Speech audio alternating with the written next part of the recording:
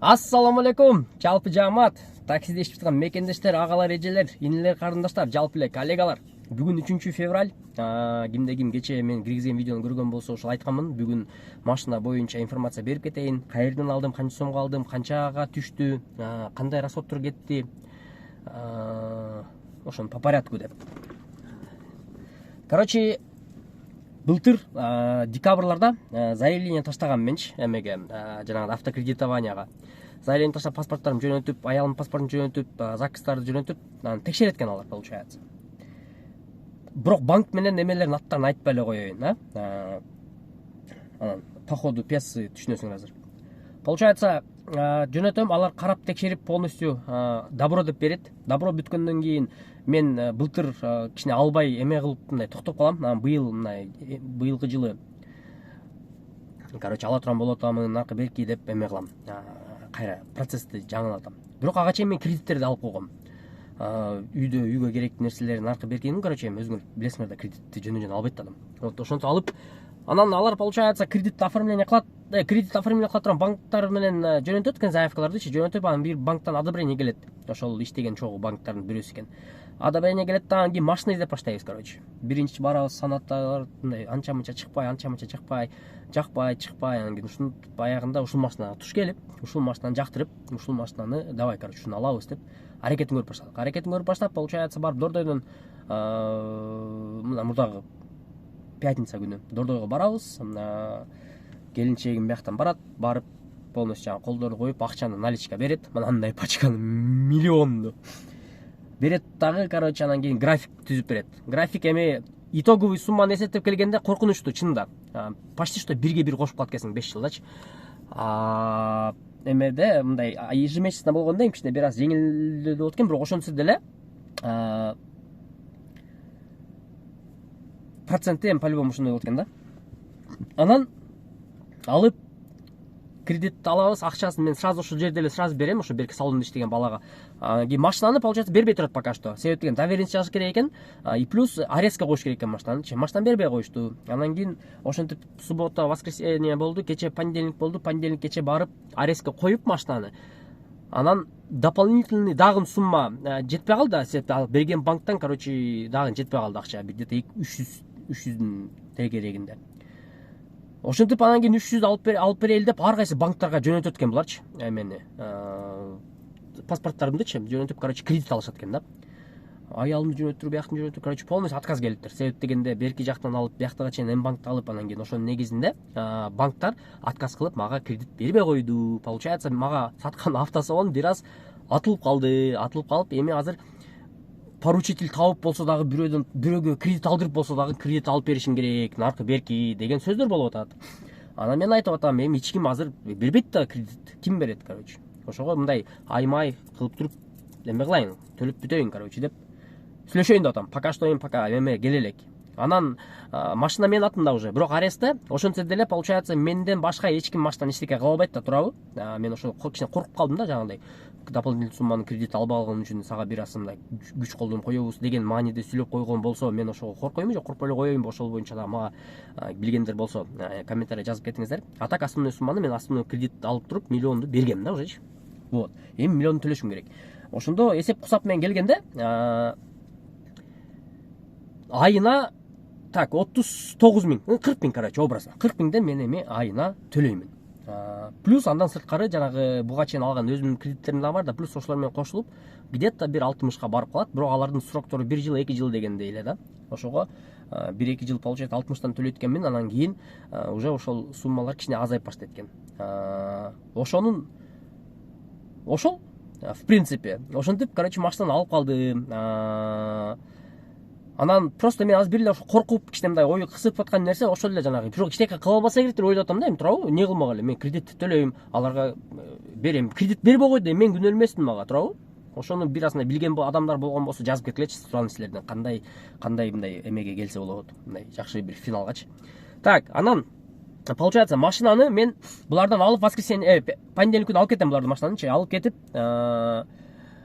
сразу эле эмеге барам, Кудайбергенге барам. Кече айтып бараттым го, Кудайбергенге барып, короче, азыр полностью эмелерди силерге эсептеп берип коеюн. Эмне кетти, канча расход кетти. Так, получается, Сонатага расходтор.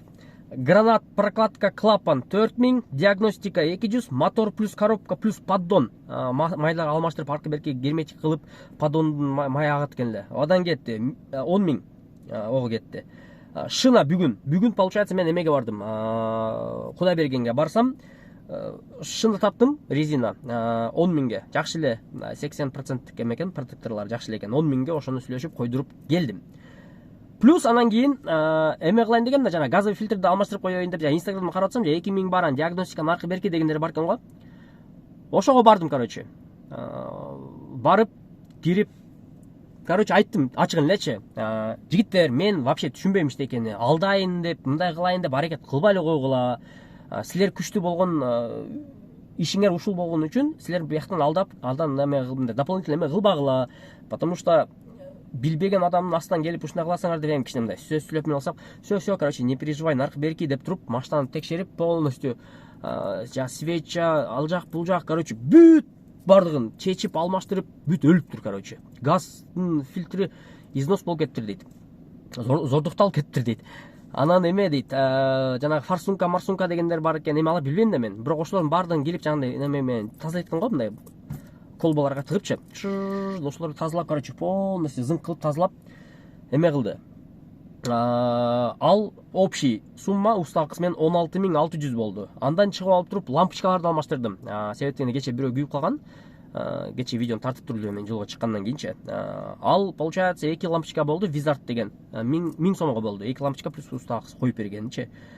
Анан салонго чехол койдум. Мына накидка пакеткаларды общий 7500 болду. Эме азыр тартып көрсөтөм, айланычы машинанын эмесин, чехолдорун.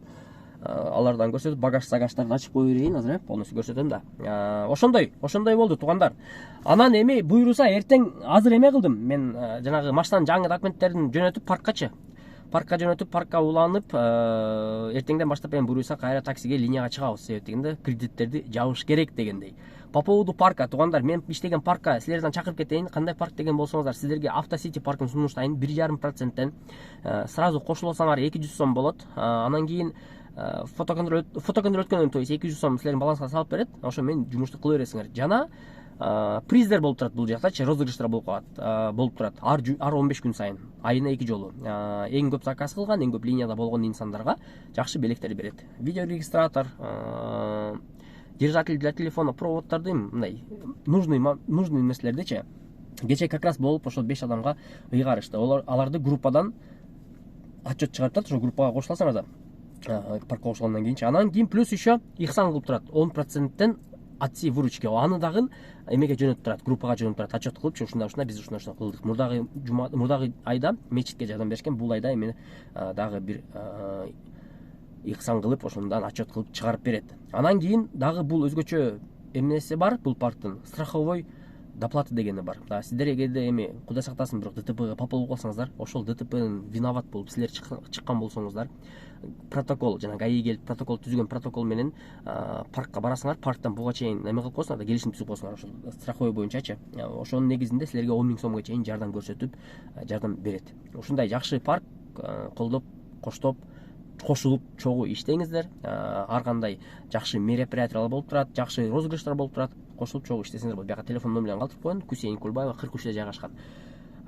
Жаман көрбөңөр, эми типа реклама аяк-баяк тыгатасыңар деп, комментарийде көп жазып калдасыңар да. Эми издегендер бар да, простачы көрөрмандар арасында издегендер бар. Может, анча-мынча мындай жакшы парк издегендер бар. Эми ошого мен мындай сунуш кылып атканым. Өзүм иштеген паркты сунуштам мен только. Ошого. Ошондой. Анан так дагы чё там, получается так, акча кредит боюнча айттым. Накидка пакеткаларды полностью айттым. Так, айттым. Бүгүн азыр машинаны мойка кылып, азыр силерге жакшы кылып туруп тартып берейин. Эмечи, эмени. Машинаны. Бисмилла деп кеттик. Бул жерде получается датчик тетиги эме неле? Шинаныкы, тетиги газдыкы. Газды, Red Petroleum'дан же эмеден куйдейт. Газпром нефттен куй дешти. Эмелерчи, мастерлер. Опа. Наке. Бесключевой доступ Соната. 2020-жылкы. Заодно өзүмө да мындай эме тартып алайынчы, жанагындай аркы беркилери попал болуп калган болсо деген ойдочу. Наке. Опа. Шыналарды койдурдум. Так, багажник. Мынакей туугандар, багажник. Бул жерде чехол, короче, азыр көрсөтөм. Арканкы чехолдун белдери баш жетпей койду ошого, короче. Анан эсилчө бирөөгө жолугуп калган болсом коюп бересиздер деген ойдомун. Так.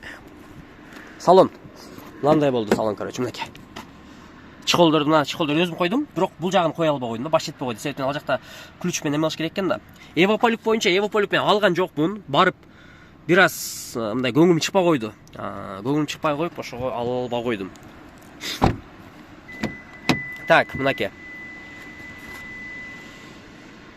Чехол мондай болду. G-Car деген чехол экен. Жакшы чехол. Машина, короче, ушундай ак түстө машина болду, туугандар. Эми мен деле получается машина алуу болдум деп айтсам адашпайм да, туурабы? Себеп дегенде эми мен деле ремонтко, ал жак бул жака жанагындай машинага керектелүүчү аксессуарларга деле эми өзүмдүн изденүү жолун дагы ачык жарыялайм десем адашпасаң керек. Ошол үчүн кимде ким жаңы бир мындай салон ачып, же болбосо жаңы бир запчасть саткан жер ачып, же болбосо жаңындай столорду ачкан болсо, чогуу иштешкенге мен ачыкмын. Ошол үчүн кимде ким эме алган болсо, жазыңыздар. Бияка номерлерди калтырып кетем, өзүмдүн номерлеримди реклама боюнча кайрылсаңыздар болот.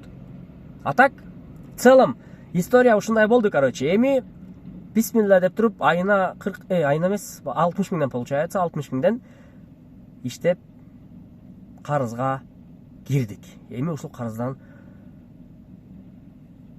ар кандай жанагындай жамандыктардан Кудайым мени сактасын, Кудайым өзү жол көрсөтсүн, жакшы ден соолук менен ушул карыздарды кутулуп, ушул машинанын ээси уже как положено эле болуп калайын. Эми документтер өзүм атымда по-любому. Ошол барыңыздарга дагы бир жолу чоң рахмат. Лайктан басып, колдоп, коштоп турганыңыздар үчүн чоң рахмат.